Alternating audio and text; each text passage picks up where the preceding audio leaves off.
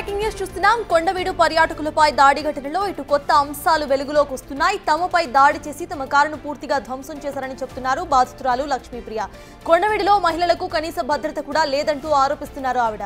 112 call చేస్తే వచ్చిన పోలీసులు కూడా తమపై దాడి జరుగుతూ ఉంటే కనీసం పట్టించుకోకుండా చూస్తూ ఉండిపోయారని చెబుతున్నారు. కొండవీడు సంఘటనలో సిబ్బందితో పాటు పోలీసు వారిపై కూడా చర్యలు తప్పనిసరిగా తీసుకోవాలని కోరుతున్నారు లక్ష్మీప్రియ.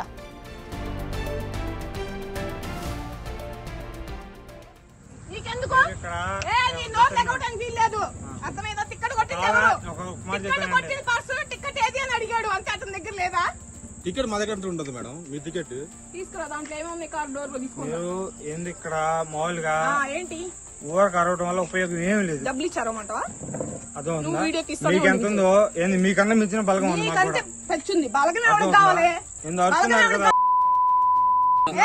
నా వెనకాల ఎవరు లేడు, పైసా కూడా లేదు సార్. చూసుకున్నా నీకెంత బలగం తీసుకుని అంటే మీరు పద్ధతిగా మాట్లాడుతున్నారు. నుంచి ఫోన్ చేస్తే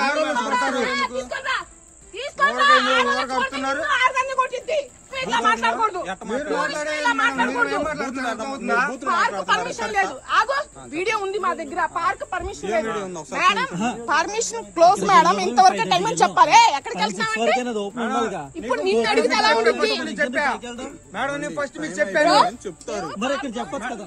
అదిగోండి టైమింగ్స్. మేము టికెట్ తీసుకున్నప్పుడు చెప్పరా? టికెట్ తీసుకున్నాం, టికెట్ ఎందుకు ఇచ్చారు మీరు?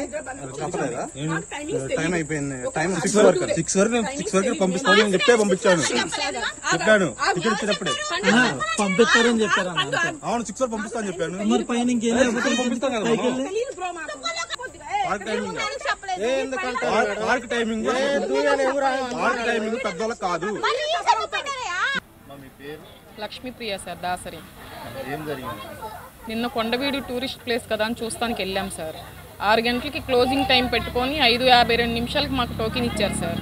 పైకి వెళ్ళాము. అక్కడ ఫోటోలు దిగే విషయంలో పైన ఉన్న వర్కర్స్కి, మాకు వర్కర్స్ అంటే అక్కడ పనిచేసేవాళ్ళు సార్. డిపార్ట్మెంట్కి సంబంధించి ఎవరు అయితే కాదు, స్టాఫ్ అయితే ఎవరు కాదు, పనిచేసే వాళ్ళకి మాకు ఘర్షణ జరిగింది సార్. అక్కడ నుంచి దిగి టోల్ గేట్ దగ్గర కంప్లైంట్ చేద్దామని మేము దిగి వచ్చేటప్పటికి అక్కడ కూడా ఎవరు డిపార్ట్మెంట్కి, ఫారెస్ట్కి సంబంధించి ఎవరు లేరు సార్. ఆ రోజు నిన్న ఎవరు లేరు. లేకుండా అక్కడ గొడవ అయింది. గొడవ అయ్యి వాళ్ళు మేము గొడవాడుకున్నాం. పాపని ఇట్లా ఏదో రొమ్ముల మీద చేతులు వేసి నెట్టేశారు. 10 మంది ఉన్నారు సార్ పైన. ఇద్దరం వాళ్ళు మేము మాటకు మాట అనుకున్నాము. అనుకున్న తర్వాత పాప దూరంగా నుంచొని మాట్లాడు, బ్రో లేడీస్ మీదకి వస్తున్నావు ఏంది అని అంటే ఇట్లా ఏదో రొమ్ముల మీద చేసి నెట్టేశారు సార్. నెట్టేయగానే పాప సేఫ్టీ రాడ్ తీసుకొని వాళ్ళ మీదకి ఎగబడేటప్పుడు కొంచెం అట్లా దూరంగా జరిగారు. మళ్ళీ మొత్తం పాప మీద అటాక్ చేశారు.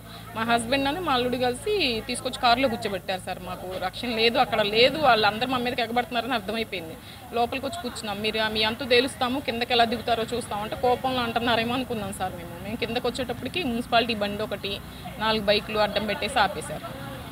అయితే ఎవరు లేరు సార్ అక్కడ. అవి తీద్దామని నేను పాప అందరం దిగేటప్పటికి ముగ్గురు మీద అటాక్ చేశారు. ఇతనేమో కారులో ఉన్నాడు, డ్రైవింగ్ సీట్లో. మా ముగ్గురు మీద అటాక్ చేశారు.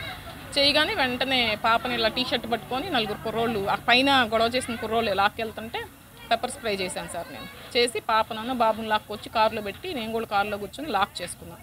నేను ఎప్పుడైతే లోపల కూర్చొని లాక్ చేశానో మా హస్బెండ్ని లాక్ వెళ్ళిపోయారు సార్. అతను కారు లాక్ చేసి వెళ్ళాడు వాళ్ళతో పాటు. బాగా కొట్టారు సార్. మా హస్బెండ్ని తీసుకెళ్ళి వెనక్కి చేతులు ఎరగదీసి కొట్టారు. కొట్టిన తర్వాత మేము కారులో నుంచి బయటికి రాలేదని చెప్పి కారు అద్దాలు మొత్తం రాళ్లతో కర్రలతో ధ్వంసం చేశారు సార్. ఊరు ఉన్నారు సార్ అంతా అక్కడ. ఆ 4 కుర్రోళ్లే కాదు, కనీసం ఒక 25 మంది కుర్రోళ్ళు అటాక్ చేశారు సార్ మా మీద. కారు చుట్టూరు మేము తీసుకున్న వీడియోలు మొత్తం మా దగ్గర బ్లాక్మెయిల్ చేసి 5 ఫోన్లు లాక్కొని మొత్తం వీడియోలు, మెయిల్ ఐడీలు అన్నింటిలో లోపలికి వెళ్ళి మా అల్లుడు చేత డెలివరీ చేయించి బయట కిందకి దింపి అక్కడ కూడా ఆగలేదు సార్. అన్న తప్పైపోయింది అన్న, మేము దిగి సారీ చెప్తున్నాం అన్నా కూడా మమ్మల్ని వదిలిపెట్టకుండా ఎట్లా పడితే అట్లా కావాలని 4 మగోళ్ళు అయితే లోపలికి చేతులు పెట్టి కారులో అద్దం ధ్వంసం పగలగొట్టి దాంట్లో చేతులు పెట్టి పిల్ల టీషర్ట్ జింపేసి లోపలికి చేతులు ఇట్లా వెనక్కి ఎరగదీశారు.